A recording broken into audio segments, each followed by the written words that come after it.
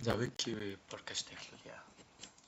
Эсрэг хийвэрээ Nasdaq гой хөдөлгөөн орж ирсэн. Эндээс daily-гээрээ доош ирсэн. 4 цагаар зөвлөлгөөнийг бол ингэж авчиж болох байна. Боломжит 4 цагийн хөдөлгөөн бол энэ гэхдээ daily-гийн энэ баг pullback нь орж ирж бол гитар чад баг л болохоор юм да. Зөв ч гэсэн ажиглаж энэ баг ингээд орж ирэхгүй ч магадгүй. Тэгэхээр ингүүл нэг доошоо орж үзэж болно. US 30 дээр нэг ийм арилжаанд орсон. Энд нэгтгэд өнгөрсөн 7 оны нэгтгэе орой харин цагийн үед ороод энэ оройг сэтгэлгүй. Daily нь бол өсөлтийн трендтэй. Энэ бол ингээ ороод ирж байгаа шиг байна. Гэхдээ энд бол нэг жоохон хөв юм хийсэн. Шиндээс нэг орж ирээд дэше гараад ирсэн. За энэ бол иймэрхүү болоосаа байж л байдаг. Гэхдээ энэ дээр бол нэг цагаар нь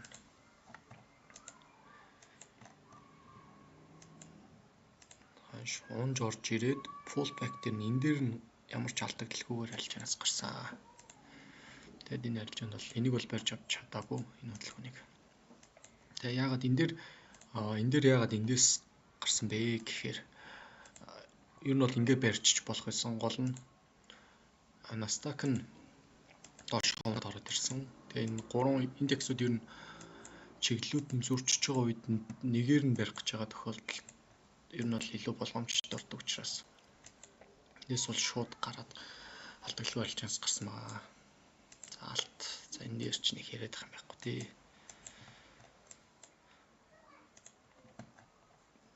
Энэ орж ирэх магадaltaй байгаа. Тэгээд шишаа рейнжлээд байна. За энэ дээр бол арилжаа байхгүй. Мөнгөн дээр бас адилхан. Дэшээ энэ баг ороод ирэхээр л харагдаж байна. Алттайгаа адилхан хөдөлгөөнтэй болсон. Дээр зэс байхгүй евро USD. Энэ хөдөлгөөн ороод ирэх боломжтой. Гэхдээ энэ орж ирэхийн тулд энийг ингэж сэтэлж доош орно. Тэгэхээр ойрын хугацаанд бол шууд өсөлттэй байгаа. Эндээс ингэх юм бол илүү тодорхой болчих учраас эндээс байд бол аюу зүгээр байгаа. Евро USD дээр байд бол 4 цагаараа бол сүүлийн хөдөлгөөн эндээс ийм хөдөлгөөн орж ирсэн. Хамгийн боломжит гэвэл эндээс ингээд ороод ирэх боломжтой. Гэхдээ евро USD-гээр арилжаанд орохгүй. Pound USD бас адилхан. Эндээс Pound USD-гээр энэ уналтыг хүлээж ирсэн гэдэг орж ирэхээргүй л харагдаж байна да.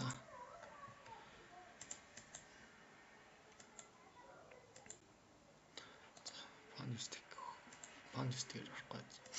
За энэ долларын эсрэг хөдөлгөөнүүдийг харин Audi юм уу NZD-гээр бариул айгүй хайтай гарагдаад байна. Энийг бол ажиглана.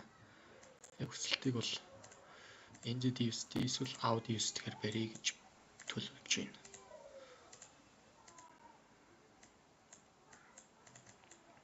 Гэхдээ яг хуу доллар паунд хоёрыг яг яах нь харж байгаад болно бас. За йенүүд дээр аюу хүчтэй уналтууд ороод ирсэн. Бол том цагаараа бол тренд эндээс ийм ингээд ийм өсөлттэй байгаа. Гэхдээ хүчтэй хоёр хөдөлгөөн ороод ирсэн. Хамгийн боломжит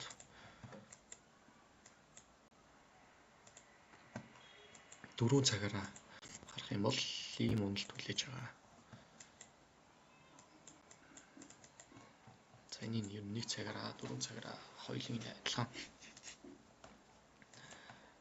ажиллаж байгаа шийдвэр гаргана. Доллар, паунд, йен бас адилхан 4 цагаар. Daily-гээрээ бол яг ганц ингээ ороод ирсэн. Яа ингэчих юм бол айгүй айтайхан болно. Гэхдээ харчаал бай бас сүүлийн том цагийн хөдөлгөөний дээш байгаа болохоор эдгээр нь дандаа нэг хүчтэй унаал өсгөчдөг. Нэг хүчтэй унаал ингээ өсгөчөд байгаа учраас энэ дээр бол бас ингээ өсөлт ороод ирэх боломж байгаа. Тэгэд тухайн үед нэг ажиллаж байгаад за өсөлтөөс ашиг хийнэ гэвэл эндээс энэ оройг сэтэлжээж бай талбай харуул зүгээр USD ч гэсэн адилхан. Тэгээ тэр болтол юмтайч энэ сэлүүдийг шалгаж үзнэ. Евро Швейцар 2 сатла энэ хоёрыг ажиглана. Евро Ауди дээр нэг ийм үнэлттэй байгаа. Гэхдээ сүүлийн хөдөлгөөн ингээ гараад ирчихсэн. Тодорхойг болсон. Ингэж хөдөлгөөн орж ирэх юм бол энэ уналт орж ирнэ гэсэн үг. Амж ирэх магадaltaй энэ хөдөлгөөн. Гэхдээ би энэ Панд Ауди дээр ийм байтай байгаа. Панд Аудийн ийм дээжийн нэг ийм импульс орчихсон. Энэ орж ирэх магадaltaй болохоор энэ дээр чин хэдтгэд лээ. Тэгээ 3 дахьад энэ дээр нэг ийм арилжаанд орсон байгаа. Гэхдээ сүүлд өчтөр гой өсч гарч ирчээд ингээ хүчтэй унжлаа. Тэгээд яг ажиллана. Брейк ивнийг бол энэ ч зөөцсөн байгаа. Тэгээд ажиллаж бай. Энэ дээр гэхдээ нэг ингэж орж ирж болно. Ингэж орж ирээд ийм өсөлт ер нь бол үзүүлчихдэг. Тэгээд тэрийг ажиллана. Хэрвээ ингэж орж ирээд эндээс ингэж орж ирээд ингэх юм бол брейк ивнийг энэ дээр нь тавьчихдаг. Тэгээ буцаж орж ирэх юм бол энэ дээр ингэж алдагдал үлээнэ гэсэн үг. Тэр болтол ажиллаж бай. Тэгээд шууд ингээд эсэл авчвал одоо яа гэх вэ? Тэгээд дараагийнхаа төслүүдийг бол ажиллана. Доллар кат дээр энэ дээр нэг ийм арилжаанд орж чадаагүй.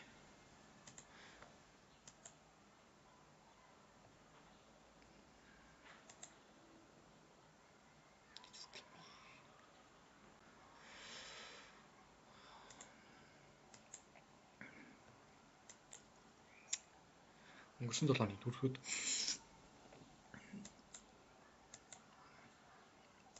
дийлэгээрээ ийм уналтайгаа энэ ороод ирэх магадaltaй байгаа. Гэхдээ за энэ хэдэн pp-ийн зурсан юм бэ? Энэ дээр орж чадаагүй. Яа, лимит ордер тавьсан байсан. Тэгээ 30 тусрал 40 pp юм да. 4 pp 4 pp-ээр зурсан байна. За энэ дээр орж чадаагүй. Одоо бол 4 цагаар энийг арилгач.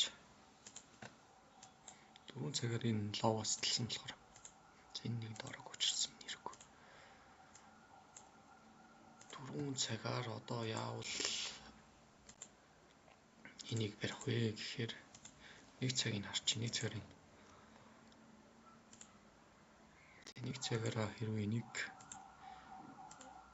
энэ хөдөлгөөн ингестрүүл ингүүл доошоо унах нөхцөл бүрдэж болно. Тэр болтол ингээ өсөд гэж болно. Дэше гарчиж болно. Тэг бас ажиллаж илээ. Эндээс ингэж өсөд тэгээ fuck you хийчих юм бол бас орж болно. USD cut дээр бол одоохондоо арилжаа байхгүй. Энэ бол ажиллана. Нэлийн нөхцөл төхөөд ирсэн гэсэн. NZD cut дээр бол арилжаа байхгүй. Pound cut дээр энэ дээр нэг оролттой байгаа. Тийм 5 дахьад орсон арилжаад. Энэ дээр daily-гийн энэ ороод ирэх магадaltaй харагдаж байгаа. Ханш сүлийн энэ оройг сэтлэх үед pullback-аас нь орсон. Яг энэ үзүр дээрс. Энэ 5 дахь 7 цагт орж байна.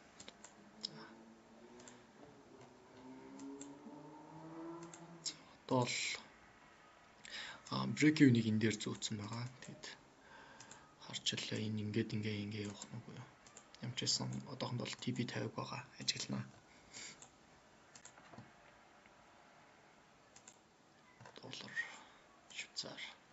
Доллар Швейцар дээр daily-ийн өсөлт ороод ирэх боломжтой байгаа. Гэхдээ энэ орохын тулд энэ оройг эвднэ.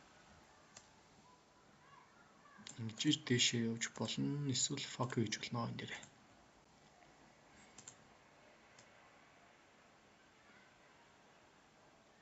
Ингүүл өсөлт орж ирэх нь ер нь бол хоёрхан л нөхцөл бол хүлээн гэсэн би эндээс.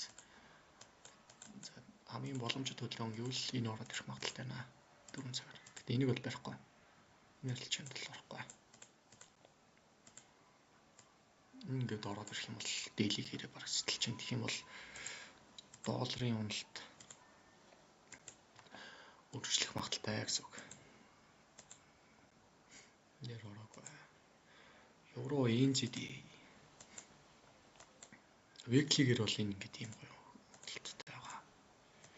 Энэ ингээд ороод ирэх магадaltaй харагдаад байгаа. Гэхдээ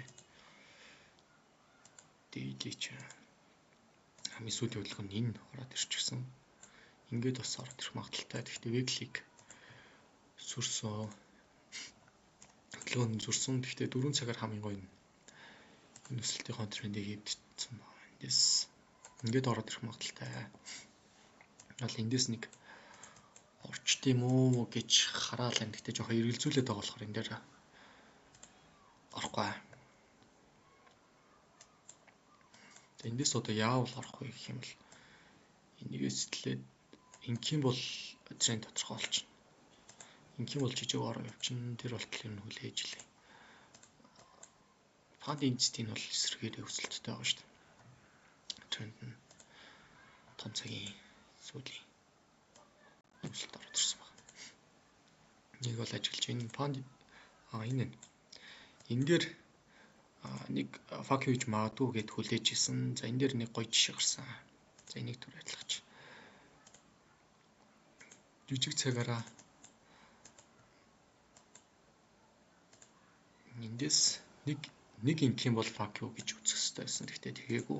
Энээр болохоор ингээд том ингээд топ энэ дээрээ дабл топ хийгээд энэ дээрээ бас дабл топ хийгээд энэ хэдийн ингэж зэтэлсэн ч гэсэн энэ яг fuck you болтгоо.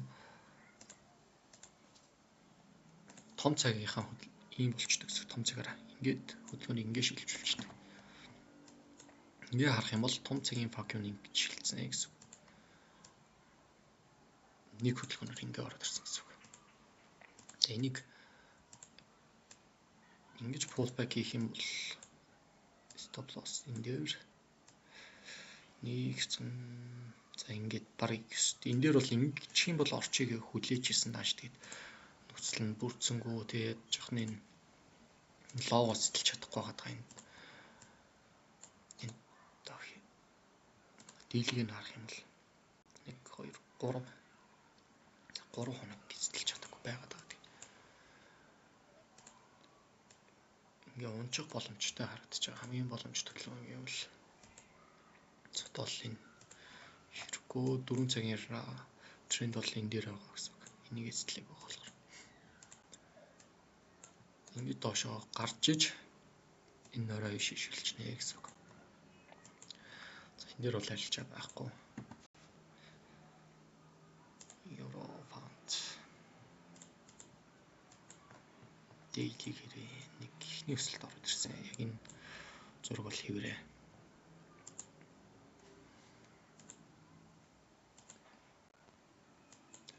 Биткойн дээр хамгийн сүүлийн боломжит хөдөлгөөн бол энэ байсан. Энийг сэтлэхэд бол одоо орой хань энэ дээр шилжсэн. Хэрвээ энэ ингээд ороод ирэх юм бол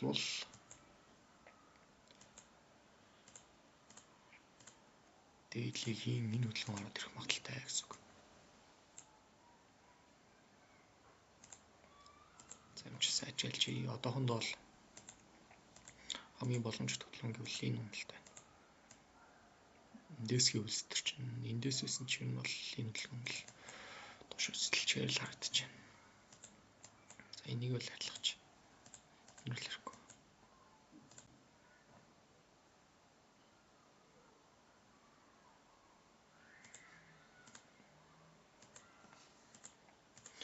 Ethereum дээр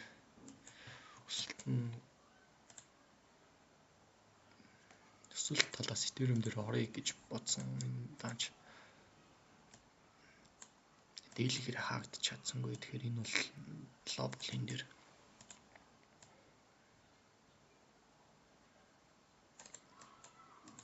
ингэж эндээс илүү тодорхой өсөлт нь илүү айтам болно гэсэн. Нол Ethereum биткойн дээр арилж байгаа байхгүй юу? Нэлээд эвгүйцэх дээр ирсэн байгаа. Энэ орж ирсэн ч тэгээд нэгцэлгүй байх магадлал өндөр гэсэн үг. Биткойнийг ажиглаж байгаа. Oil дээр бас жоохон тодорхойгүй хэрэгэлзээтэй юм байгаад болохоор орог байгаа. Сүүлд гэх юм бол ийм нэг дийлэгээрээ ийм хөдөлгөөн хийж гисэн байгаа. Тэгээд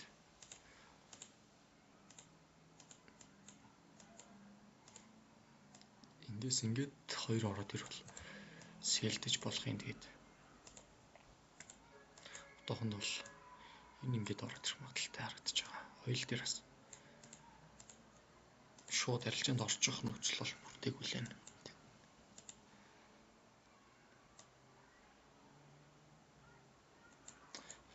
Ингүүл ер нь дэш явчих магадaltaй л харагдаж байна. Oil-ыг бол хүлээж лээ.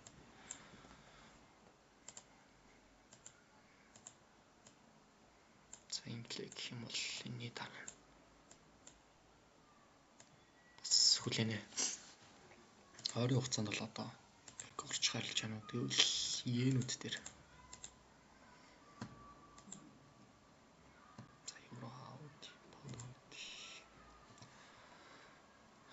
за ингээд дуусгая да.